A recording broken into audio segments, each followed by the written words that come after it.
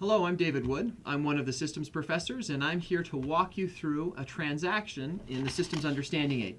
So we've already been through one in class. This is to give you an additional walkthrough if you want a little bit more comfort as you go through this.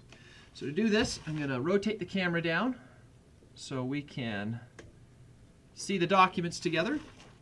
And go ahead and let's open up our System Understanding Aid. Set that aside. You'll notice I have a big work area here. I highly encourage you to get a place where you can spread out and really set the documents aside so that you can pay attention to what's going on and all the different things. We have our reference book. We're going to set that one aside. We're going to need our instruction, flowcharts, and ledgers. The journals, go ahead and put that up here. And remember, we're using the green transaction list. The transaction I'm going over today is on the second page, and it's the first one listed. So it's on December 16th, and it says, ordered the following inventory on account from Velocity Sporting Goods using purchase order number 328, document number 16. It then lists the things you purchased, and then in the gray shaded box, you'll notice hints. Pay particular attention to these because they provide a good roadmap of how to do this. In this one specifically, it says there's flowchart number 22 is the one we need to follow, and that purchase order number 325 can serve as a guide as we fill out the other purchase order. Also lists the price list that we'll need. Importantly, it says that no receiving or recording occurs at this point for this transaction. So since no recordings needed, we can take our journals list and set that aside. We're not going to need that for this transaction. And then it also mentions that we need to tear the documents apart and file following the flowchart procedure. So we'll set our instructions up here. And before we start, if you're a little bit unsure about the purchasing process, you can go to your reference book. I encourage you to take some time to read this. Chapter 4 is all about purchasing. Oh, a little bit farther this way. And so if you're unfamiliar with this or any of the different processes that are going on in Waren, make sure you take some time to review this. It's a great review and preparation for the rest of the systems course this semester. Assuming you've done that, we'll set that one aside as well.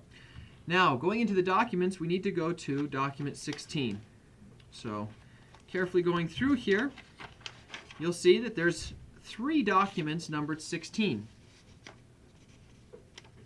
They're all purchase orders. 2 are yellow and 1 is white. The 2 yellow ones are purchases that have already taken place, and we just have the carbon copy here. So the instructions mentioned we might want to pull 325 aside, so I'm going to set that one down. 327 I'm going to put back in my document so I don't lose it. And then be careful, you pay attention to the document numbers. Here we need purchase order 328. So this is the main document we're going to be using. So I'm going to set that one out. It also says we're going to need this pricing list, which is document number 3. So I'll pull that one out.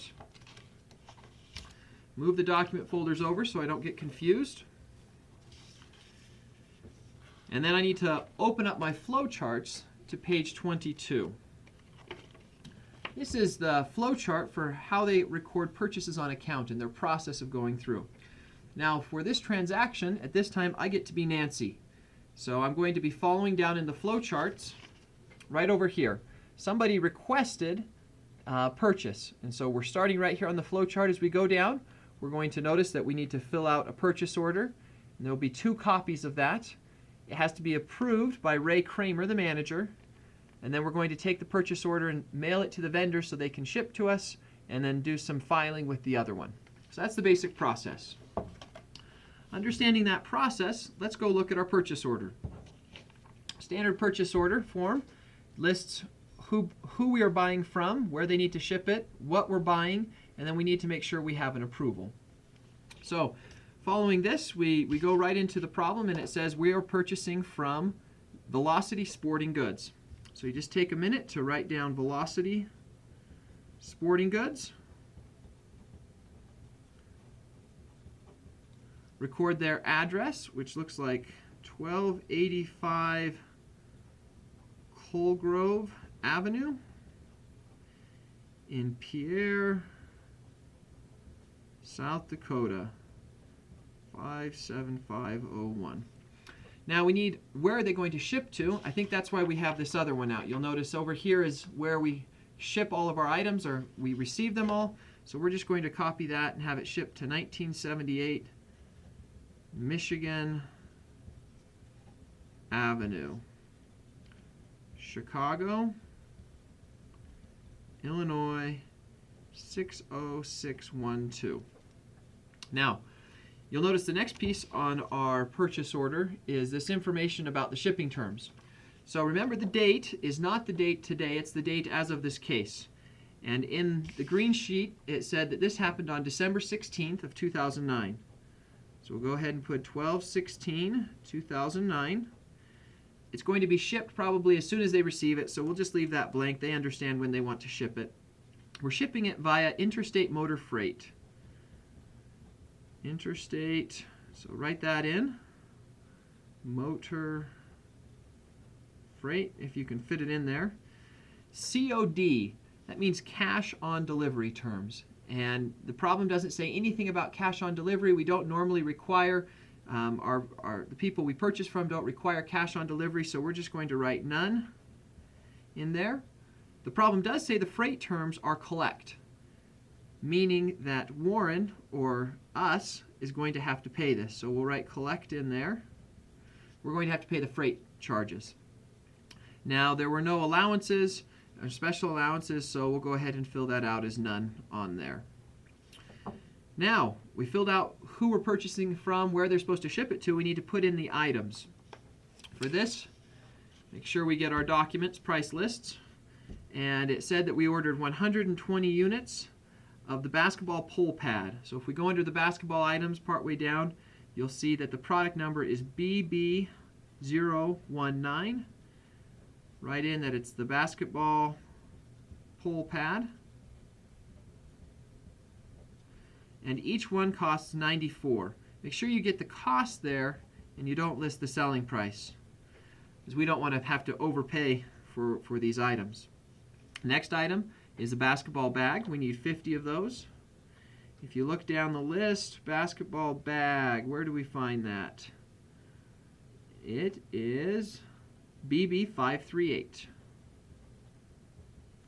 So fill that out. And right now you're wishing that you could fast forward me like you would Norm, but we're low tech. So you just get to watch me write in the $26 cost and move on to the next item of 60 units of the portable inflation pump. Now, where's the portable inflation pump? Still under basketball items. So it's BB688. Fill portable inflation pump out, and that costs $69 for each unit. Almost done. We're going to order 75 of the trainer's first aid kit. So BB926. Right in there, trainer's first aid kit. So restocking $30 a piece for those. And now we've filled out all of our information.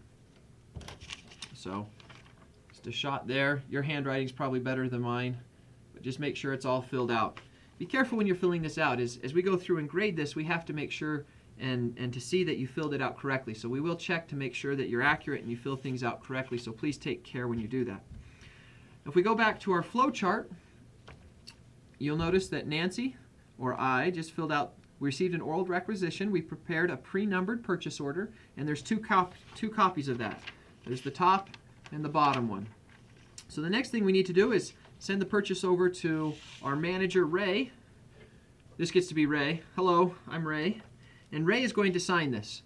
So we come down, Ray would review it all, it looks all good, and coming down to the bottom, it says there's a line for who's signing this. So you got to put a big old fancy signature for Ray.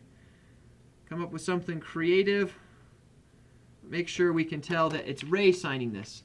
You don't want Nancy to sign that, so make sure you sign it by Ray. Now that Ray has approved it, we can go back to our flow chart and see that we take this item, we carefully rip it apart. Now, the white one reminds you at the bottom that it's for the vendor. So we're going to take that one and mail it to the vendor. Now, to mail to the vendor, take your document file, and it says there's some mailed or given to outsiders.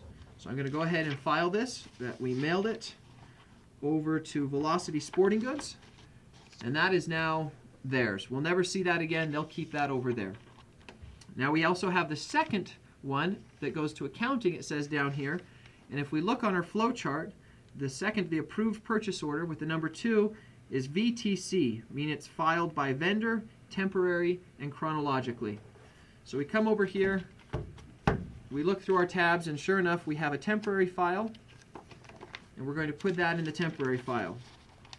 Now, just as a prelude of what will happen, if you see that number 1 on the bottom of the flow chart down there, that means eventually we're going to go up to accounting, and Jim Adams will receive, he'll take out that approved purchase order and a receiving report when those goods actually arrive, and that's when we'll record all the transactions.